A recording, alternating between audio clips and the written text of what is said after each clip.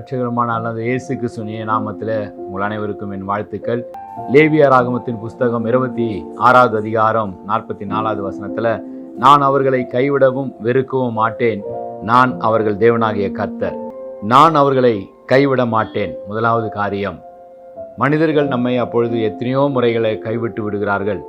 எத்தனையோ சூழ்நிலைகளில் நான் உங்களோடு நிற்பேன், நான் உங்களுக்கு உதவுவேன், உங்களை நான் நன்மையில் நடத்துவேன் என்று சொன்ன மனிதர்கள் நம்மை கைவிடலாம். நம்ம நண்பர்கள் நம்மை கைவிடலாம்.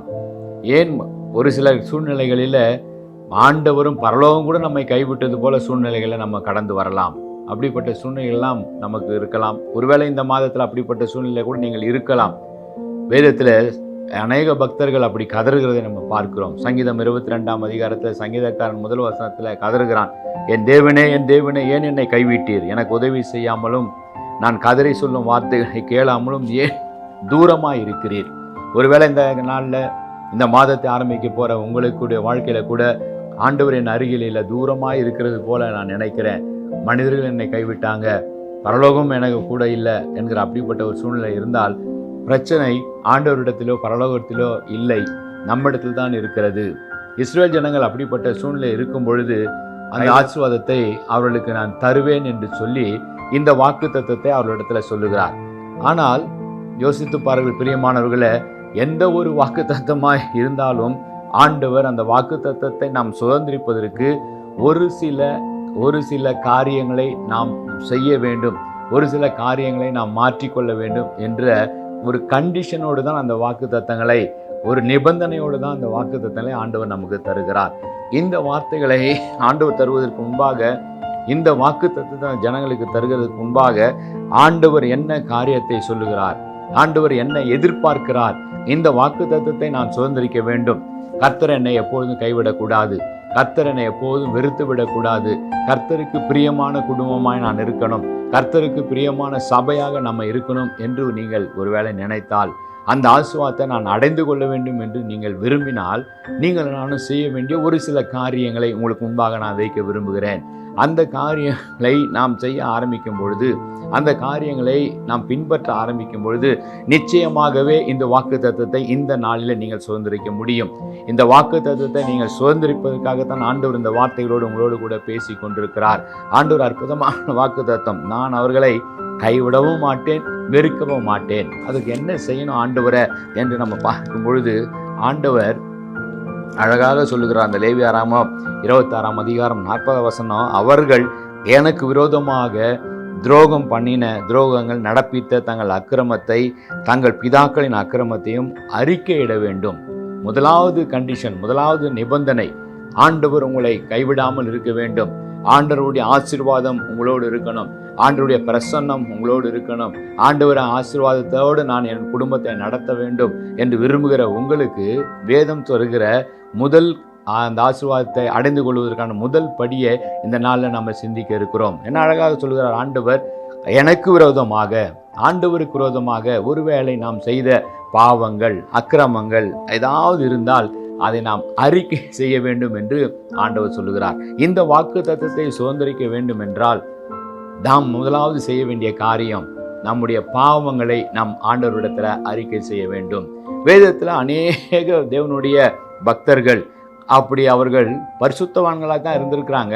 ஆனாலும் அவர்கள் ஜெபிக்கிறதுக்கு முன்பாக பாவ அறிக்கையை செய்கிறதை நம்ம பார்க்கிறோம். நெகேமியாவின் புஸ்தகத்தில், நெகேமியாவுடைய வாழ்க்கையில் நீங்கள் வாசித்து பார்த்தால் அந்த பக்தனுடைய வாழ்க்கையில் ஒரு பாவமும் அவன் செய்ததாக தெரியவில்லை. ஆனால் அவன் ஜெபிக்க ஆரம்பிக்கும் போது இவ்வாறாக ஜெபிக்கிறான், இஸ்ரவேலின் புத்திரராகிய நாங்கள் உமக்கு விரோதமாய் செய்த பாவங்களை அறிக்கையிடுகிற அடியனுடைய ஜெபத்தை கேட்டருளும். என்ன அழகாக ஆரம்பிக்கிறான்னு பாருங்க.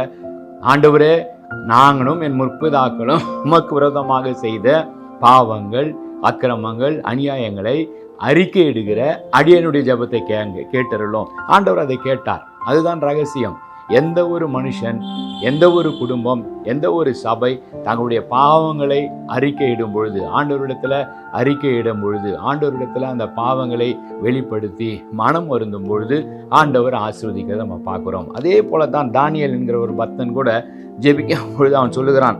தானியேல் 9ஆம் அதிகாரம் 4வது வசனத்தில், என் தேவனாகிய கர்த்தரை நோக்கி ஜெபம் பண்ணி பாவ அறிக்கை செய்து, தானியேலுடைய பக்தனுடைய வாழ்க்கையில கூட எந்த பாவமும் இல்லை. அவன் ஜெபிக்கிற ஒரு ஜெப வீரன், பரிசுத்தம் உள்ளவன், ஆண்டவருக்கு பிரியமானவன். ஆனால் அவன் ஜெபத்தை ஆரம்பிக்கும் பொழுது நீங்கள் நன்றாய் கவனித்து பாருங்கள், தன்னுடைய பாவங்களையும் முற்பிதாக்களுடைய பாவங்களையும் நாங்கள் அறிக்கையிடுகிறோம் ஆண்டவரே, நாங்கள் அதை ஒத்துக்கொள்ளுகிறோம், அறிக்கையிடுகிறோம் என்று சொல்லுகிற ஜெபத்தை ஆரம்பிக்கிறான். வேதத்தில் நீங்கள் பார்க்கும் பொழுது ஒவ்வொருடைய வாழ்க்கையிலும் யாரெல்லாம் நாங்கள் ஆண்டவருக்கு பாவம் என்றால் என்ன என்று நம்ம யோசிக்கும் பொழுது, ஆண்டவர் சொன்ன வார்த்தைகளுக்கு விட்டு கீழ்ப்படியாமல் போவது, ஆண்டவர் என்ன செய்ய வேண்டும் என்று சொன்னாரோ அதை செய்யாமல் இருப்பது, ஆண்டவர் என்ன செய்யக்கூடாது என்று சொல்லியிருக்கிறார் அதை செய்து விடுவது, அவ்வளவுதான்.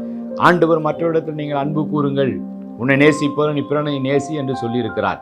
நாங்கள் நம்ம பிறனை நேசிக்காமல் இருந்தால், மற்றவர்களுக்கு விரோதமாக நம்ம இருந்தால், மற்றவர்களை பற்றி புறங்கூறுவர்களாக இருந்தால் நாம் பாவம் செய்வர்களாக ஆகிறோம்.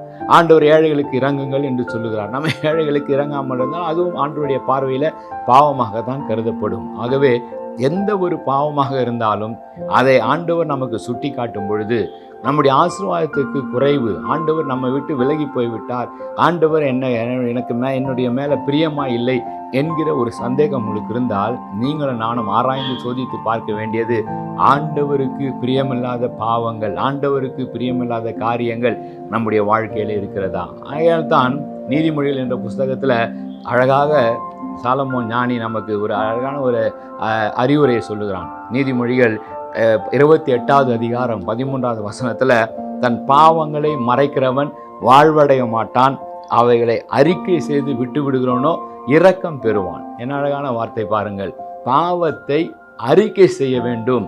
ஆனால் பொதுவாக மனிதனுடைய வாழ்க்கையில் நான் தவறு செய்து விட்டேன், நான் பாவம் செய்து விட்டேன் என்று ஒத்துக்கொள்ளுகிற அந்த மனப்பான்மை நமக்கு இருக்கவே இருக்காது.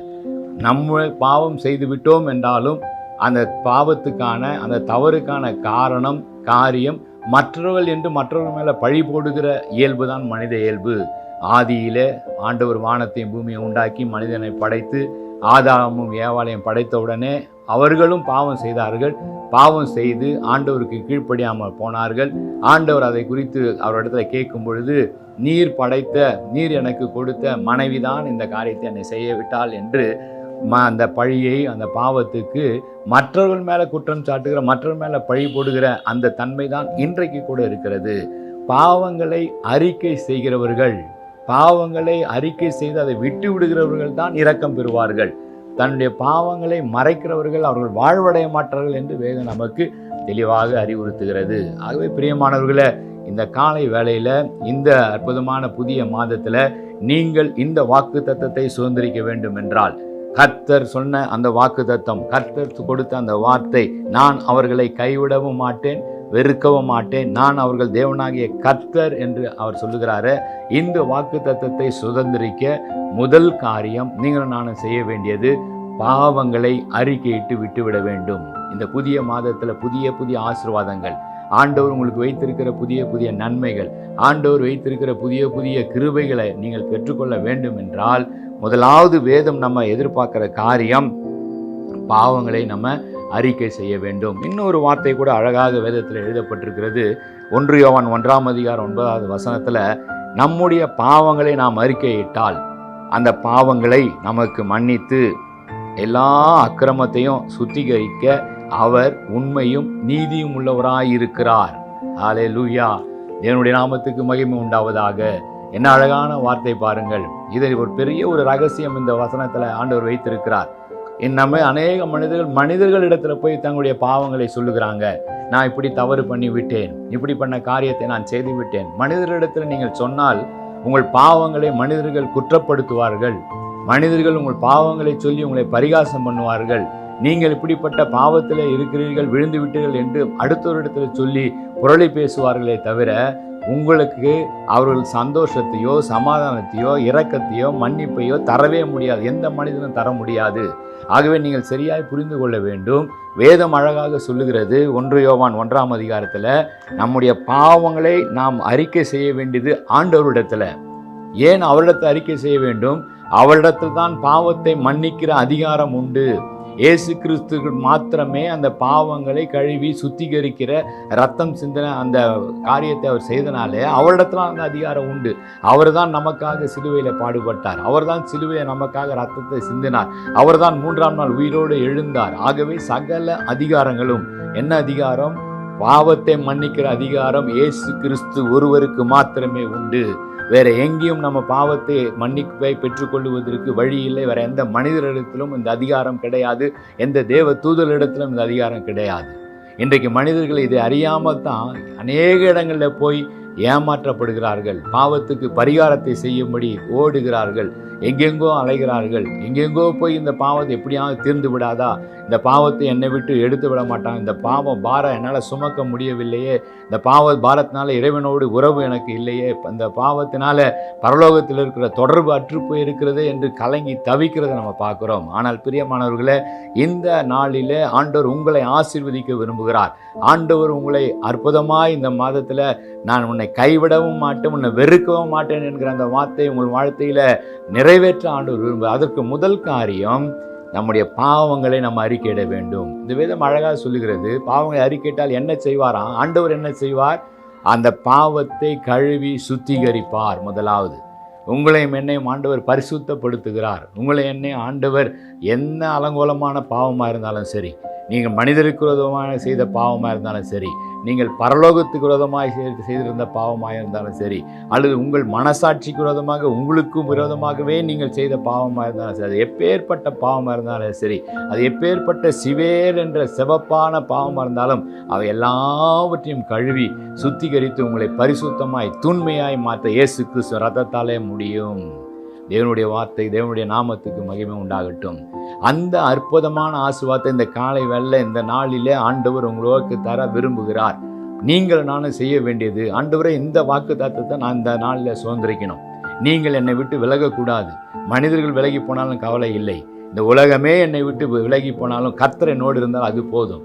ஆனால் உலகமே என்னோடு கூட இருந்து கர்த்தர் இல்லை என்றால் அது ஆசீர்வாதம் கிடையாது, அது சந்தோஷம் கிடையாது, அது சமாதானத்தை நமக்கு தராது.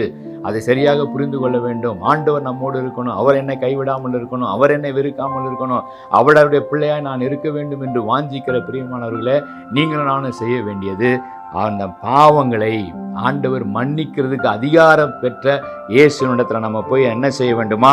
அறிக்கை செய்ய வேண்டும். அறிக்கை செய்தால் அவர் என்ன செய்வாராம்? அதை முதலாவது நம்மை சுத்திகரித்து நம்மை பரிசுத்தம் உள்ளவர்களாக அவர் மாற்றுகிறார். ரெண்டாவது என்ன செய்வாராம்?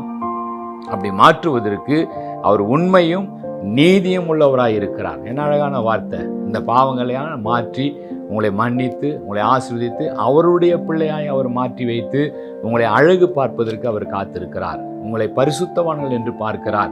இனி ஒருபோதும் அவர் உங்களை பாவி என்று அழைக்கிறதே இல்லை. என்றைக்கு நீங்கள் இந்த வார்த்தைகளை விசுவாசிக்கிறீர்களோ, என்றைக்கு நீங்கள் யாராயிருந்தாலும் சரி, நீங்கள் எந்த வயது, எந்த மதம், எந்த இனம், யாராயிருந்தாலும் சரி, நீங்கள் செய்ய வேண்டியது ஒரே ஒரு காரியம்தான். ஆண்டவரே, நான் உமக்கு விரோதமான காரியங்கள் நான் செய்திருக்கிறேன், ஆண்டவரே உம்முடைய வேதத்தில் சொல்லப்பட்டிருக்கிறது விரோதமான காரியங்களை செய்திருக்கிறேன், அல்லது உம்முடைய வேதத்தில் சொன்ன வார்த்தையின்படி நான் நடக்காமல் இருந்திருக்கிறேன், அதற்காக நான் மனம் வருந்துகிறேன், என் பாவங்களை நான் அறிக்கையிடுகிறேன், நான் மற்றவர்களை குறித்து புறம் பேசியிருக்கிறேன், மற்றவர்கள் மேலே கசப்பு வைத்திருக்கிறேன், மற்றவர்கள் குறித்து தேவையில்லாத காரியங்களை நான் சொல்லியிருக்கிறேன், வீணான வார்த்தைகளை பேசியிருக்கிறேன், கெட்ட வார்த்தைகளை நான் பேசியிருக்கிறேன். ஏதோ ஒரு பாவம் இல்லை என்று யாருமே சொல்ல முடியாது.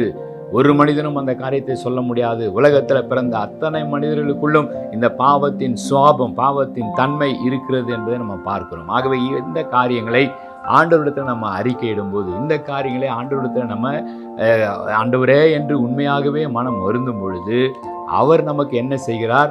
நம்மை ஆசீர்வதிக்கிறார், நம்மை மன்னிக்கிறார், நம்மை கழுவி சுத்தப்படுத்துகிறார். அதற்கு அவர் உண்மையும் நீதியும் உள்ளவராய் இருக்கிறார். என்ன அழகான வார்த்தை! ஆகவே நீங்கள் எதை குறித்தும் கவலைப்பட வேண்டிய அவசியமே இல்லை. இந்த நாளில் இந்த ஆசீர்வாதத்தை சுதந்திரிப்பதற்கு முதல் படியை நம்ம கற்றுக்கொண்டிருக்கிறோம். ஆண்டவர் சொன்ன அந்த வாக்குத்தத்தத்தை சுதந்திரிக்க வேண்டும். ஆண்டவர் என்னை வெறுக்கக்கூடாது, ஆண்டவர் என் மேலே பிரியமாக இருக்க வேண்டும், கர்த்தர் என் தேவனாக இருக்கணும், அவர் என் மேய்ப்பராக இருக்கணும், அவர் என் ஆலோசகராக இருக்க வேண்டும், அவருடைய பிரசன்னம் எப்பொழுதும் என்னோடு கூட இருக்க வேண்டும் என்று நீங்கள் விரும்பினால் நீங்கள் நானும் செய்ய வேண்டிய ஒரே காரியம், ஆண்டவரே, நம்ம ஆண்டவரிடத்தில் சொல்லுவோம், என் பாவங்களை ஆண்டவரே மன்னியுங்க, ஆண்டவரே என் பாவங்களை இந்த நாளில் என்னை சுத்திகரிங்க. ஆண்டவரே இந்த மாதத்திலிருந்து இந்த நாளிலிருந்து என் வாழ்க்கையில் ஒரு பெரிய மாற்றம் உண்டாகட்டும். நான் என் வாழ்க்கையை மாற்றி அமைத்துக்கொள்ள விரும்புகிறேன்.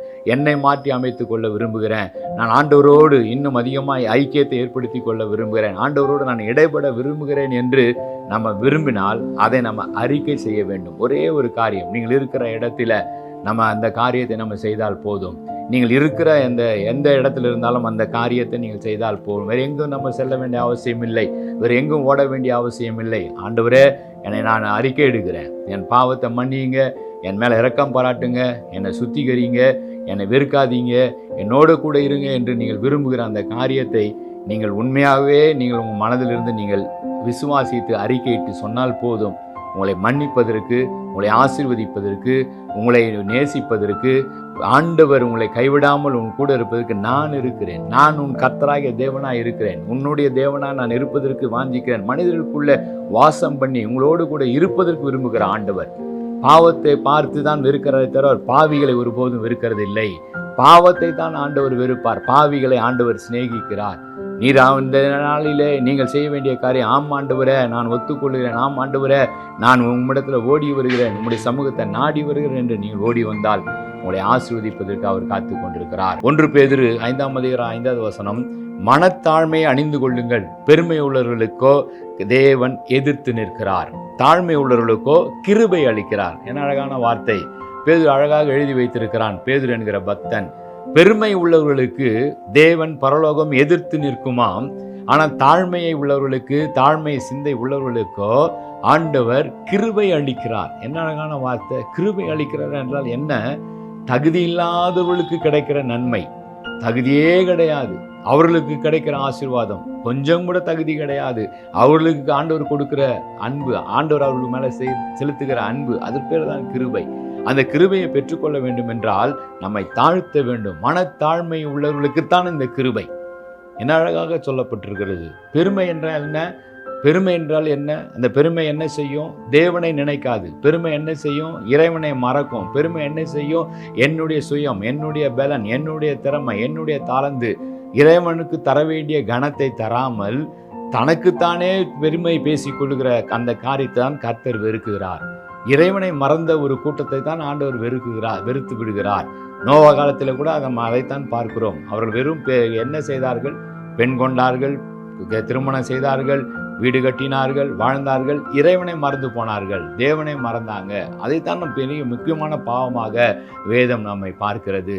நீங்கள் இன்றைக்கு ஆசீர்வதிக்கப்படணும், உங்கள் குடும்பம் ஆசீர்வதிக்கப்படணும், ஆண்டவர் உங்களை விட்டு விலகாமல் இருக்கணும், கர்த்தருடைய வாக்குத்தத்தம் உங்கள் வாழ்க்கையில் பலிக்க வேண்டும் என்றால் முக்கியமான 2வது ஆலோசனை, உங்களை தாழ்த்தவர்களாக நீங்கள் நானும் மாற வேண்டும். பெருமை உள்ளவர்களுக்கு அவர் எதிர்த்து நிற்கிறார். இறைவன் இந்த பெருமை உள்ளவர்களை விட்டு விலகி விடுகிறதை பார்க்கிறோம். இறைவன் பெருமை உள்ளவர்களோடு அவர் சம்பந்தம் வைக்கிறதில்லை, ஐக்கியம் வைக்கிறதில்லை. எந்த ஒரு மனிதன் என்னுடைய பலன், என்னுடைய சம்பாத்தியம், என்னுடைய திறமை என்று தன்னைத்தானே உயர்த்துகிறானோ, அப்படி உயர்த்துகிறவன் இடத்துல இறைவனுடைய பிரசன்னம் இருக்கவே இருக்காது. ஆகவே தான் இந்த வார்த்தையில் அழகாக சொல்லுகிறார், தங்கள் இருதயத்தை தாழ்த்துகிற ஒரு சிந்தையை நாம் அணிந்து கொள்ள வேண்டும் என்று வேதம் விரும்புகிறது. தாழ்த்துவதில் முதல் படியை இன்றைக்கு நம்ம கொஞ்சம் தியானிக்க போகிறோம். கொலோசியர் என்ற புத்தகத்தில் 3ஆம் அதிகாரம் 17வது வசனத்தில் தாழ்த்துவது என்றால் என்ன என்பதை நம்ம அறிந்து கொள்ள போகிறோம், கற்றுக்கொள்ள போகிறோம். வார்த்தையினாலாவது கிரியையினாலாவது நீங்கள் எதை செய்தாலும் அதையெல்லாம் கர்த்தராகிய இயேசுவின் நாமத்திலே செய்து அவர் முன்னிலையில் பிதாவாகிய தேவனை ஸ்தோத்திரியுங்கள். உங்களுக்கு என்ன இருக்கிறதோ, கிரியையினாலும் வார்த்தையினாலும் என்ன நான் சாதித்திருக்கிறேனோ அதை எல்லாவற்றையும் இயேசுவின் முன்னிலையில் பிதாவுக்கு நான் நன்றி செலுத்துகிறோனாய் நீங்கள் நான் இருக்கும் பொழுது நம்மை தாழ்த்துகிறோம். இதைத்தான் பெருமை உள்ளவர்கள் செய்ய மாட்டார்கள், இதைத்தான் தாழ்மை உள்ளவர்கள் செய்வார்கள். இன்றைக்கு ஆண்டவர் என்ன எதிர்பார்க்கிறாரு? அந்த தாழ்மையை ஆண்டவர் எதிர்பார்க்கிறாரு. என்ன எதிர்பார்க்கிறாரு? நீங்கள் எதை செஞ்சாலும், உங்கள் வார்த்தையினாலும் கிரியையினாலும் நீங்கள் எதை செய்தாலும் அதையெல்லாம் நான் செய்து முடிப்பதற்கு என் ஆண்டவர் எனக்கு உதவி செய்தார். இன்றைக்கு நான் ஜீவனோடு இருப்பதற்கு என் ஆண்டவர் உதவி செய்தார். இன்றைக்கு நான் உழைப்பதற்கு ஆண்டவர் உதவி செய்தார். இந்த தொழிலை செய்வதற்கு ஆண்டவர் எனக்கு உதவி செய்தார்.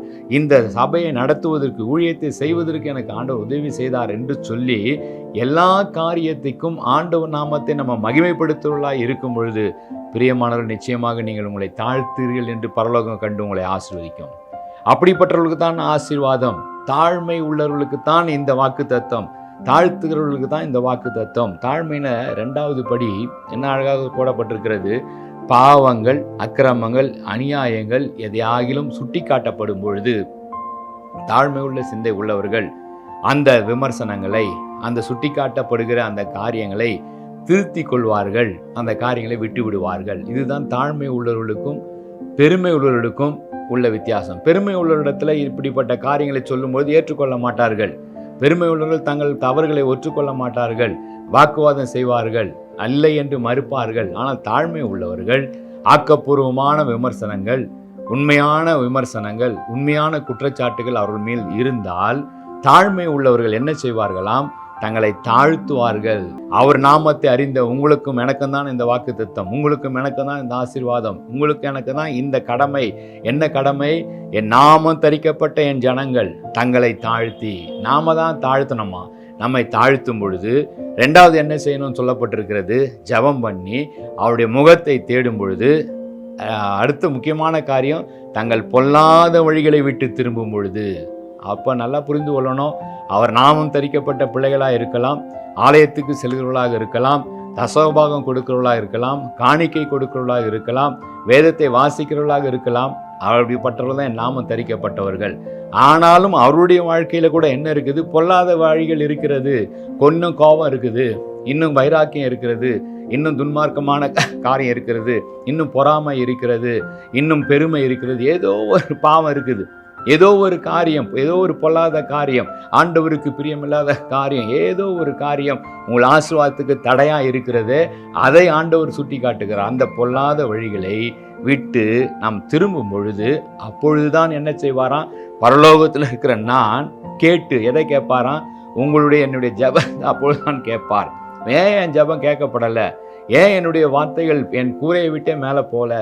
ஏன் மற்றவர்கள் ஜெபங்கள் பரலோகத்தை கேட்டு பரலோகத்திலிருந்து பதில் பெற்றுக்கொள்கிறார்களே?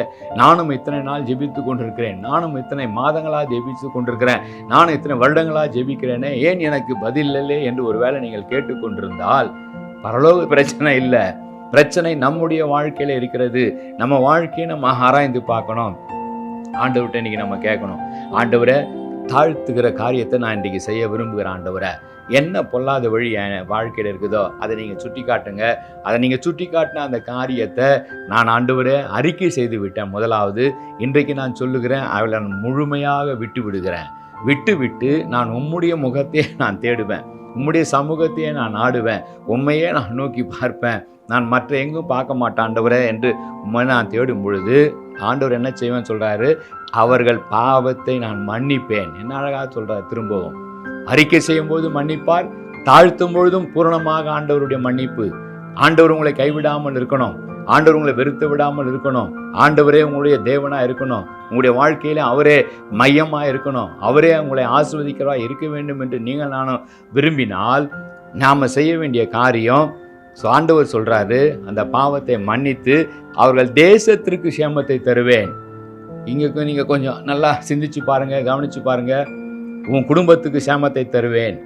நீ பாவத்தை விட்ட, நீ பாவத்தை அறிக்கை செய்த, நீ என் நாமத்தை தேடி வந்த, நீ என் சமூகத்தில் தாழ்த்தின, ஆகவே நான் உனக்கு நான் ஆசீர்வதிப்பேன், உன் குடும்பத்தை ஆசீர்வதிப்பேன், உன் பிள்ளைகளை ஆசீர்வதிப்பேன், உன் சந்ததியை ஆசீர்வதிப்பேன் என்று ஆண்டவர் சொல்லலை. நீங்கள் அப்படி ஜெபம் செய்தால் உங்களை மட்டுமல்ல, உன் குடும்பத்தை மட்டுமல்ல, உன் இனத்தை மட்டுமல்ல, உன் தேசத்தையே நான் சேமத்தை உண்டாக்குவேன். இன்றைக்கு இந்திய தேசத்தில் சேமத்தை உண்டாக்க வேண்டும். இந்திய தேசம் ஆசீர்வதிக்கப்பட வேண்டும். நான் வாழ்கிற தேசம் ஆசீர்வதிக்கப்படணும், என் குடும்பம் மாத்திரம் அல்ல என்று நீங்கள் நினைப்பீர்கள் என்றால் உங்களை தாழ்த்தி உங்கள் பொல்லாத வழிகளை விட்டு உங்கள் பாவத்துக்கு நீங்கள் அறிக்கையிட்டு ஆண்டவருடைய முகத்தை தேடினா உங்கள் மூலம் உங்கள் தேசமே, நீங்கள் வாழ்கிற கிராமமாக இருக்கலாம், நீங்கள் வாழ்கிற பட்டணமாக இருக்கலாம், வாழ்கிற மாநிலமாக இருக்கலாம், எது இருக்கிறீங்களோ அந்த இடத்துக்கு ஆண்டவர் உங்களைத்தான் பொறுப்பாளர்களாக, ஆண்டவர் உங்களைத்தான் தானாதிபதிகளாக வைத்திருக்கிறார். ஆகவே உங்களுக்கு மிகப்பெரிய ஒரு கடமையை இந்த நாளில் ஆண்டவர் வேதத்து மூலம் நம்ம பெற்றுக்கொள்ள முடியும்.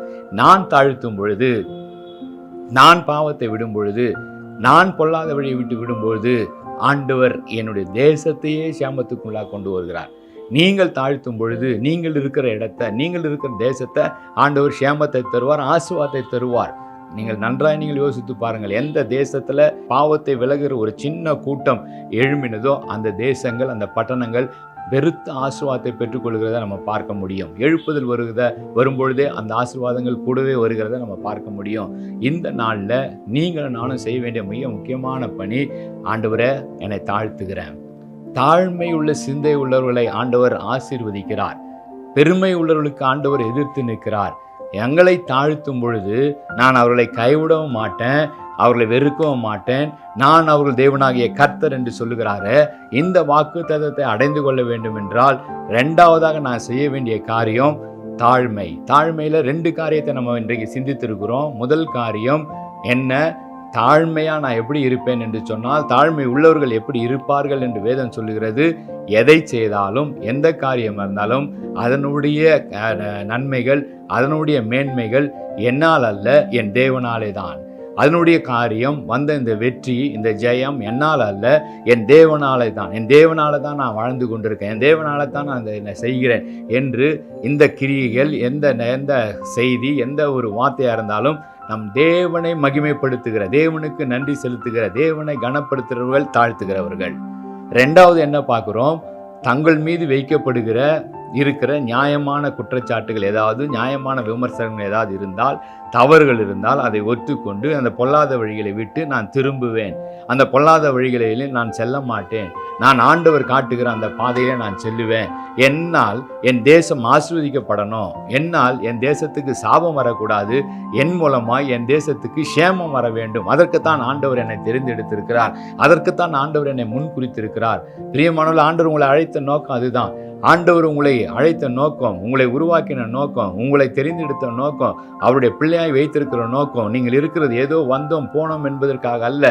உங்கள் மூலமாய், உங்கள் ஒருவர் மூலமாய் உங்கள் குடும்பம் ஆஸ்வதிக்கப்படும், உங்கள் ஒருவர் மூலமாய் உங்கள் தேசம் ஆஸ்வதிக்கப்படணும். அதற்காகத்தான் நான் உன்னை வைத்திருக்கிறேன் என்று ஆண்டவர் சொல்றார். அதற்காகத்தான் உங்களை பார்த்து இந்த வார்த்தை ஆண்டவர் இன்றைக்கு சொல்லி கொண்டிருக்கிறார். நீ தாழ்த்தும் பொழுது உன் தேசத்துக்கு நான் சேமத்தை தருவேன். 1 பேதுரு 5ஆம் அதிகாரம் 6வது வசனம் இப்படியாக சொல்லப்பட்டிருக்கிறது. ஆகையால் ஏற்ற காலத்தில் தேவன் உங்களை உயர்த்தும்படிக்கு அவருடைய பலத்த கைக்குள் அடங்கிருங்கள். தேவனுடைய கரத்துக்குள்ள நீங்க அடங்கி தாழ்த்தி, ஆண்டவரை எல்லாத்துக்கும் நீங்க தான் ஆண்டவரை, என் வாழ்க்கையில் நீங்க தான் அப்பா, நீங்க தான் என் அடைக்கலம், நீங்க தான் என் கோட்டை, நீங்க தான் என் கேடகம், நீ தான் என் நம்பிக்கை என்று சொல்லி எல்லா காரியங்களையும் ஆண்டவரை நம்ம முன்னிலைப்படுத்தும் பொழுது, ஆண்டவரை உயர்த்தும் பொழுது, பிதாவாகிய தேவனை ஸ்தோத்திரிக்கும் பொழுது நம்மை தாழ்த்தவர்களாக பரலோகம் காணும். 2வது காரியம், ஆண்டவர் எதையாகிலும் நமக்கு சுட்டி காட்டும் பொழுது, வார்த்தைகள் நமக்கு ஏதாவது காரியங்களை மாற்றிக்கொள்ள வேண்டும் என்று சுட்டி காட்டும் பொழுது நம்மை தாழ்த்தி அந்த பொல்லாதவர்களை விட்டு நம்ம திரும்பும் பொழுது, ஆண்டவர் இந்த நாட்களிலே, இந்த நேரங்களிலே உங்களை பரிபூர்ணமாக மன்னித்து, உங்களுக்கு மாத்திரம் ஆசீர்வாதம் அல்ல, உங்கள் மூலமாக உங்கள் இனத்துக்கு, உங்கள் தேசத்துக்கு நான் சேமத்தை தருவேன் என்று சொல்கிறார். இந்த ஆசீர்வாதங்களை இந்த காலை வேளை ஆண்டவர் நிச்சயமாய் உங்களுக்கு தருவார். இந்த காரியங்களில் யார் இன்றைக்கு ஆண்டவர் என்னை தாழ்த்துகிறேன், ஆண்டவரை உம்முடைய சமூகத்தில் என்னை தாழ்த்துகிறேன், இயேசு கிறிஸ்து அந்த தாழ்மையை நமக்கு கற்றுக் கொடுத்திருக்கிறார். அவர் கீழ்ப்படிந்தவராகி சிலுவையில் மரண பரியந்தம் தன்னை தாழ்த்தினார் என்று வேதத்தில் எழுதப்பட்டிருக்கிறது. அவர் தாழ்த்தாத காரியமே இல்லை. அவர் அந்த ராத்திரி வேலையை காட்டி கொடுக்கிற அந்த ராத்திரி வேலையில் அவர் எவ்வளவு தாழ்த்தினார் என்று பார்த்தால், அவரை காட்டி கொடுக்கிற துரோகிகள், மறுதலிக்க போகிறவர்கள், அவர் விட்டு ஓடி போகிற சீஷர்கள் கால்களை கூட அவர் கழுவினார் என்று நம்ம பார்க்கிறோம். எவ்வளவு நம்மை தாழ்த்த முடியும் அந்த அளவுக்கு அவர் தாழ்த்தினார். அப்படி தாழ்த்தினால தான் ஆண்டவர் அவரை உயர்த்தி எல்லா நாமத்துக்கும் மேலான நாமம், எப்படிப்பட்ட நாமம்? இயேசுவின் நாமம். நாவுகள் யாவும் அறிக்கை செய்யும்படியான நாமம், முழங்கால் யாவும் முடங்கும்படியான நாமம், எல்லா வானத்திலும் பூமியிலும் பூமிக்கு கீழெங்கும் எல்லாரும் நடுங்கும்படியான அந்த நாமத்தை ஆண்டவர் கொடுக்கிற முக்கிய நோக்கம், தன்னை தாழ்த்தினார். இயேசு கிறிஸ்து தாழ்மையை நமக்கு கற்றுக் கொடுத்திருக்கிறார். பிரியமானவர்களே, இந்த காலை வேளையில, இந்த நாளில நாங்கள் எங்களை தாழ்த்துகிறோம் ஆண்டவர் நீங்கள் சொன்னால், அவர் பலத்த கரத்துக்குள்ள அடங்கியிருந்தால், ஏற்ற காலத்தில் இந்த நாட்களிலே ஆண்டவர் உங்களை உயர்த்துவார். உயர்த்துகிறது மாத்திரமல்ல, உங்களை ஆசீர்வதிக்கிறது மாத்திரமல்ல, உங்கள் மூலமாக உங்கள் தேசம், உங்களுடைய குடும்பம், உங்களுடைய இனம், உங்களுடைய பட்டணம் ஆசீர்வதிக்கப்படும். கர்த்தர் அப்படியே செய்வார். ஜெபிப்போம். ஆண்டவரை நோக்கி பார்த்து ஆண்டவர்கிட்ட நம்ம ஒப்பு கொடுப்போம். இந்த காலை இந்த நேரத்தில், ஆண்டவரை என்னை தாழ்த்துகிறேன், ஆண்டவரை நான் ஒன்றுக்கும் உதவாதவன், ஆண்டவரே நான் ஒன்றும் இல்லாப்பா, திறமைகள் தாளந்துகள் எல்லாம் நீர் கொடுத்தது ஆண்டவரை, என்னுடைய வாழ்க்கையை நீர் கொடுத்தது ஆண்டவரை, என்னுடைய வாழ்க்கையை நீங்கள் நடத்துறீங்க அப்பா. ஏன்னா என் வாழ்க்கையில் நீங்கள் தான் ஆண்டவரை எல்லாம், நீரே என்னுடைய கேடகம், நீரே என்னுடைய கண்மலை, நீரே என்னுடைய அடைக்கல் ஆண்டவரே. உண்மைதான் நான் உயர்த்துவேன், என்னை நான் தாழ்த்துவேன் என்று சொல்லி தாழ்த்துவோம். அன்பின் பரலோக பிதாவே, இந்த அற்புதமான வேளையில் நான் உன்னை விட்டு விலகவும் மாட்டேன், உன்னை கைவிடவும் மாட்டேன், உன்னை வெறுக்கவும் மாட்டேன் என்று வாக்குத்தத்தம் சொன்னீர் ஆண்டவரே. முதலாவது ஆண்டவரே பாவத்தை அறிக்கை செய்ய வேண்டும் என்று சொன்னீர். இந்த நாளில் ஆண்டவரே எங்களை தாழ்த்த வேண்டும் என்று சொன்னீர்.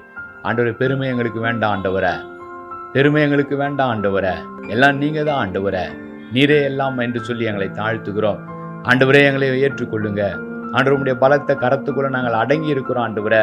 நீர் எங்களை உயர்த்துவீர் அப்பா, நீர் எங்களை ஆஸ்வதிப்பீர். இந்த வார்த்தைகளை கேட்டு யாரெல்லாம் இந்த வேலையில தாழ்த்தி கொண்டிருக்கிறாங்களோ, யாரெல்லாம் ஆண்டவரே அப்பா உடைய சமூகத்தை நோக்கி பார்த்து கொண்டிருக்கிறார்களோ, அவள் அத்தனை பேரை நீங்க ஆசீர்வதிக்க போறதுக்காக நன்றி ஆண்டவரே. அவளை தாழ்த்தும் பொழுதே பரிபூர்ண சுகம் உண்டாகட்டும், தாழ்த்தும் போதே உள்ளத்துல சமாதானம் உண்டாகட்டும், தாழ்த்தும் போதே ஆண்டவரே பரலோக சந்தோஷத்தால் நிரப்பப்படட்டும் என்று ஜெபிக்கிறேன். அவளை ஆசீர்வதிங்க ஆண்டவரே, ரத்தத்தை தெளிக்கிறேன், உடைய கிருபைக்குள்ள மூடிக்கொள்ளுங்க. துதி கன மகிமை எல்லாவற்றையும் ஒருவருக்கே ஏறெடுக்கிறேன். இயேசு கிறிஸ்துவின் நாமத்தில் ஜெபங்களின் ஜீவன நல்ல பிதாவே, ஆமேன் ஆமேன். God bless you. கர்த்தர் உங்களை ஆசீர்வதிப்பார்.